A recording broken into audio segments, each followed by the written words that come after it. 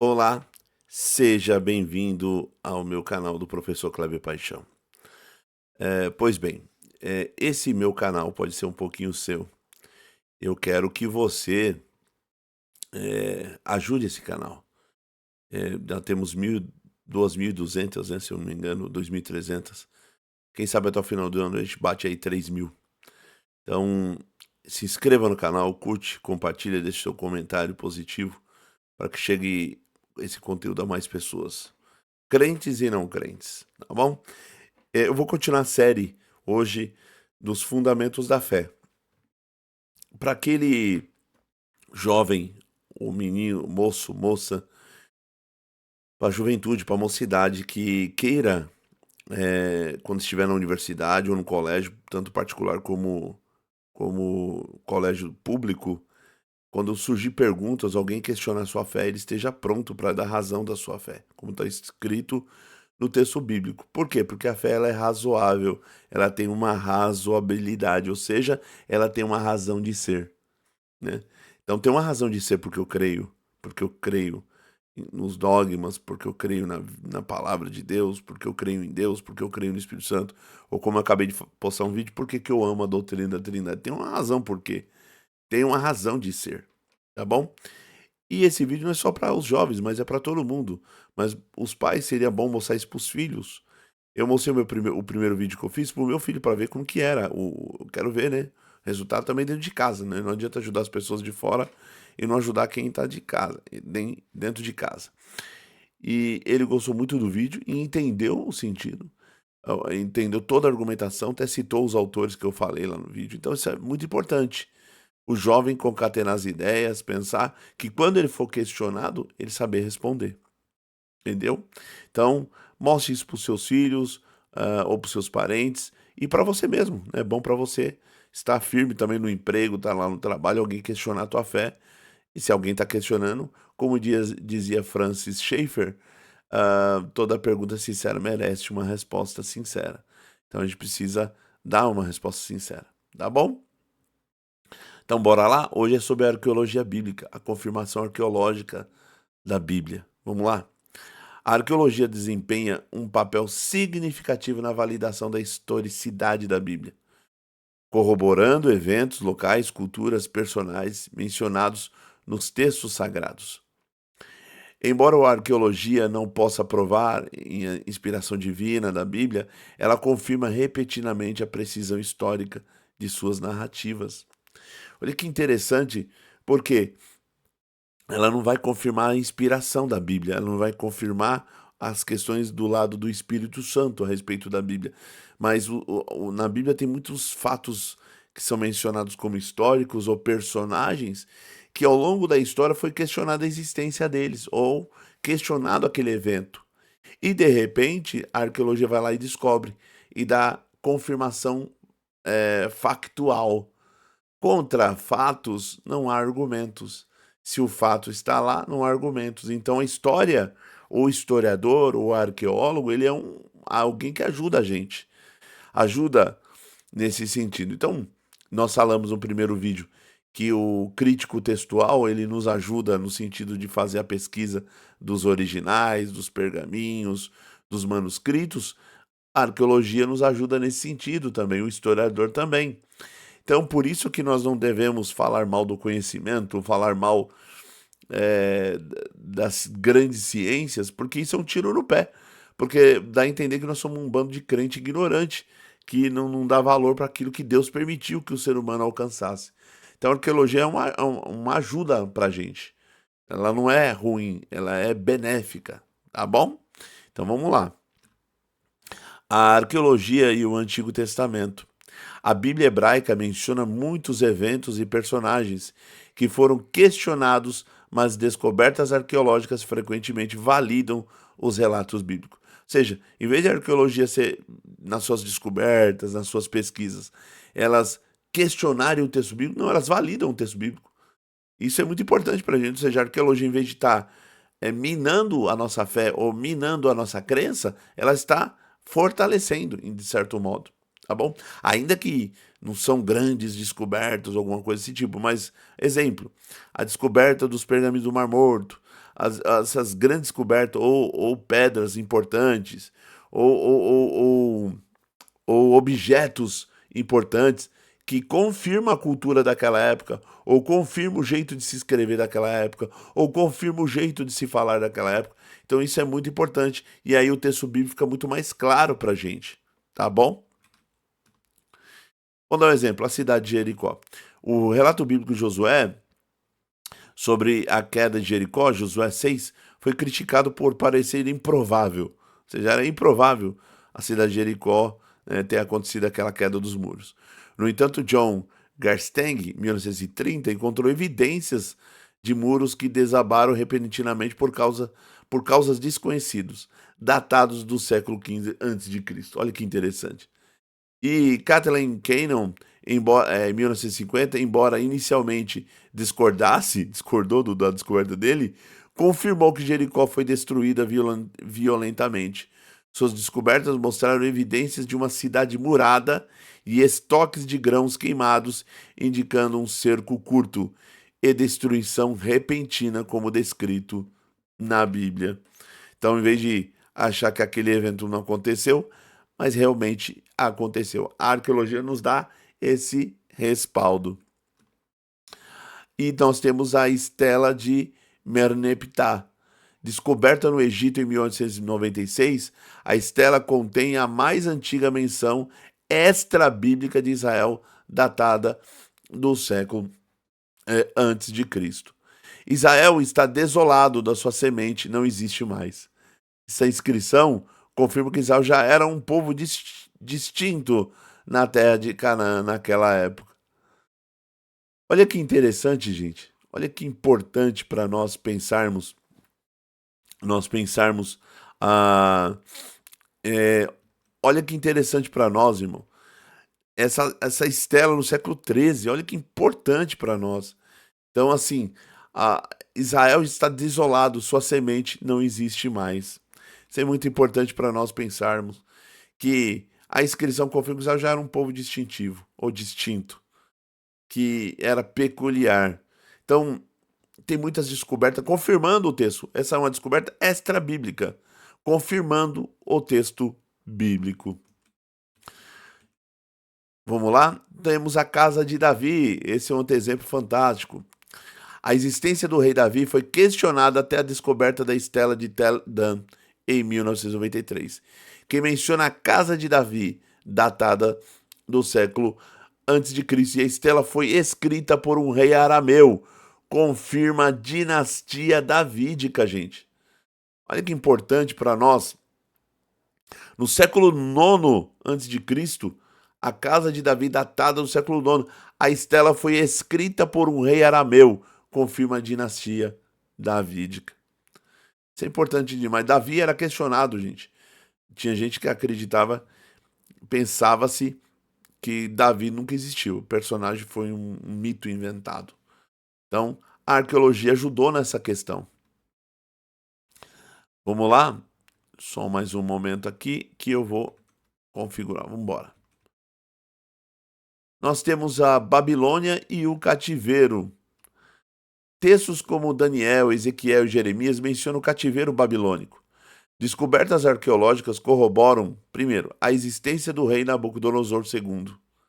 A descrição da Babilônia como uma cidade imensa, como jardins suspensos e muralhas, confirmados pelos registros babilônicos. A Cilindro de Ciro, um decreto de Ciro, o Grande, menciona a libertação de povos cativos, incluindo os judeus. Você vê isso em Esdras 1. Olha que importante, até mencionando, confirmando a cidade da Babilônia e o cativeiro de Israel, que realmente existiu.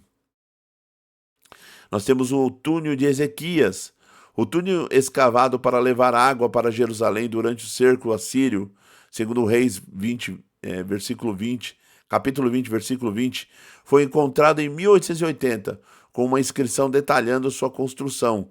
O túnel ainda existe e é uma das evidências mais tangíveis da engenharia bíblica. Ou seja, aquilo que é mencionado no texto foi descoberto em 1880. Ou seja, existem comprovações do que é mencionado na Bíblia. Então não é uma invenção, então não foi uma mentira, num factoide, não, é realmente evidências fortíssimas.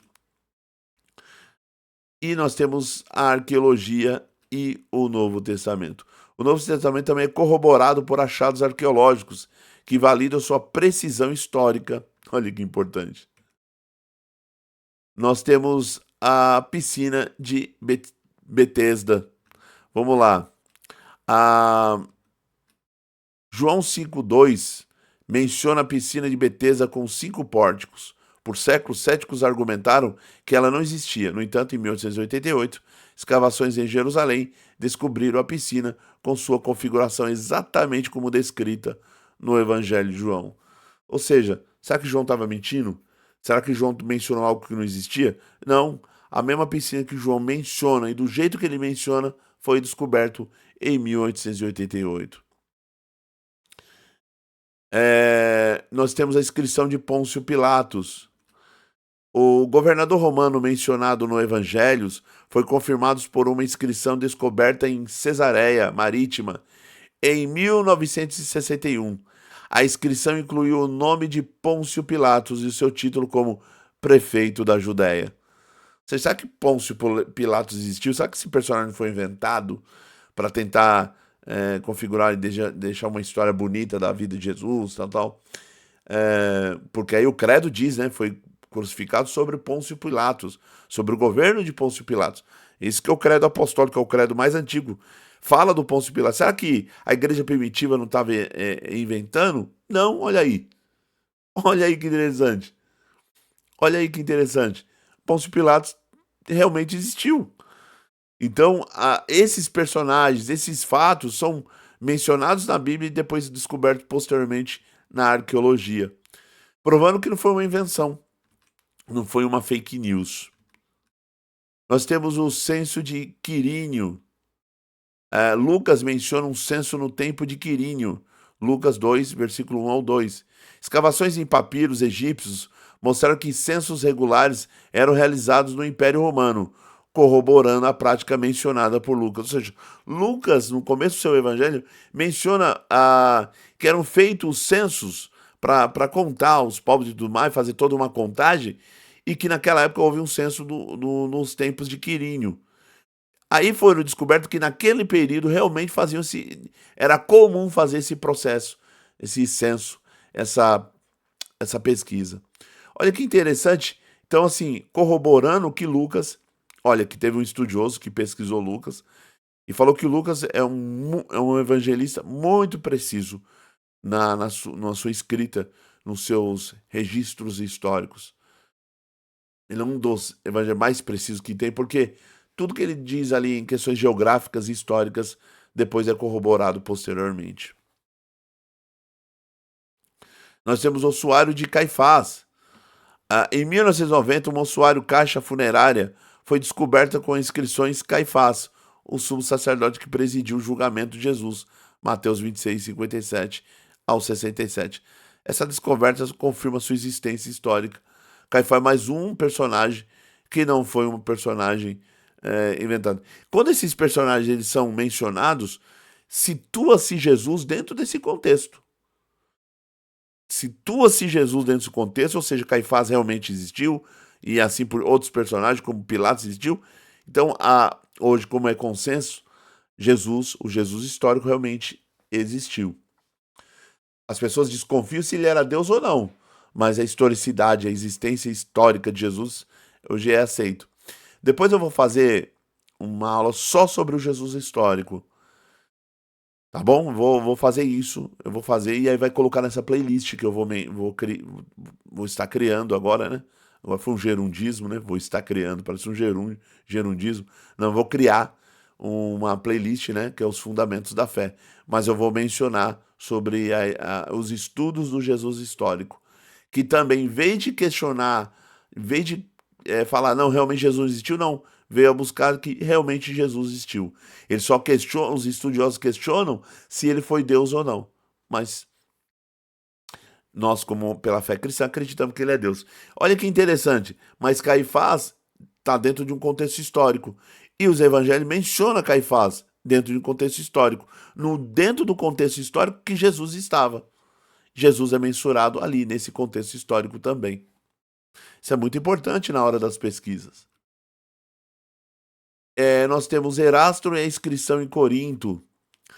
Em Romanos 16, 23, Paulo menciona Erasto como tesoureiro da cidade.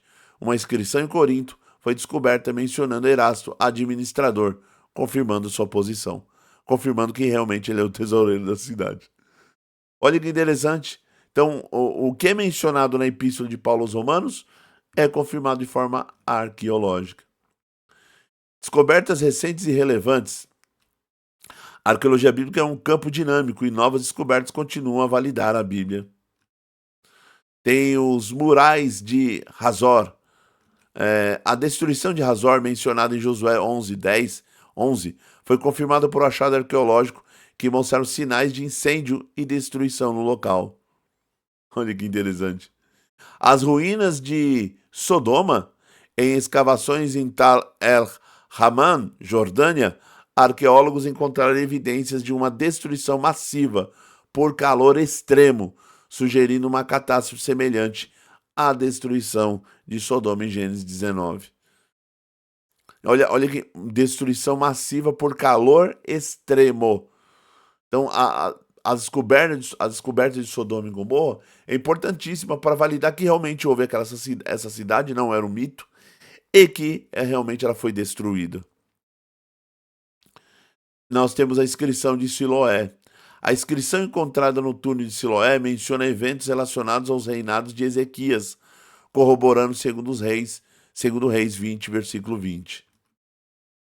Nós temos testemunhos de arqueólogos. O Nelson Glueck, um dos maiores arqueólogos do século XX, afirmou: pode-se categoricamente afirmar que nenhuma descoberta arqueológica já contradisse uma referência bíblica.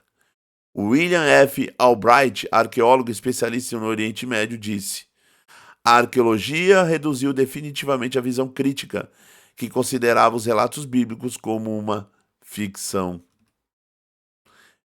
Ou seja, os eruditos estão mencionando aqui que realmente, em vez de os grandes eruditos, os críticos textuais, os camaradas da alta crítica, os camaradas da teologia liberal, começaram a questionar várias passagens bíblicas dizendo que eram ficção, que eram mentira, que eram eventos que não existiram. A arqueologia veio ao contrário, veio na contramão, provando que realmente eles existiram e os eventos também. Mas também temos limites da arqueologia. Embora a arqueologia seja uma ferramenta poderosa, ela possui limitações.